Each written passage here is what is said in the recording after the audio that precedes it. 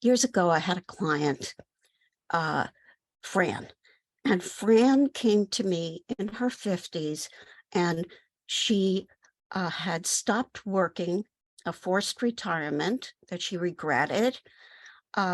She was divorced from her husband and was estranged from her two children.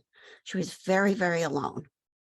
And I asked her, tell me, what is your favorite fairy tale? And she told me, The Little Match Girl. Now, The Little Match Girl is a really tragic story by Hans Christian Andersen about an orphan who is struggling and alone in the world, who is selling matches just to get by. And the pinnacle of the story is when the little match girl is out in the snow where it's cold and freezing and she's hungry.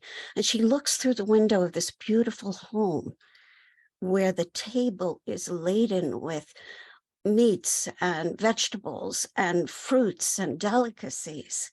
And the children are laughing and the parents are happy. And she just keeps lighting her matches and watching until the end of the story, which is that she freezes to death. And I said to Fran, well, if you could change this story, how would you change it? And she said, no, don't change the story. I love this story and I love the way it ends. It's a perfect ending. I said, how is it perfect? The little girl dies in the end.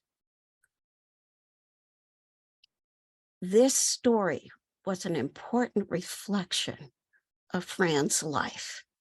She literally felt she was out in the cold. And this story, where she did not deserve to have a good life, was one that we had to destroy in therapy. It was a wall. It separated her from having a good life. And we had to build a window into that wall where she could see that an expansive, joyful, and hopeful life could still await her. Let's help our clients to get out of stories that no longer serve them. And let's help the client to create a new story so that they can live a more expansive, joyful life.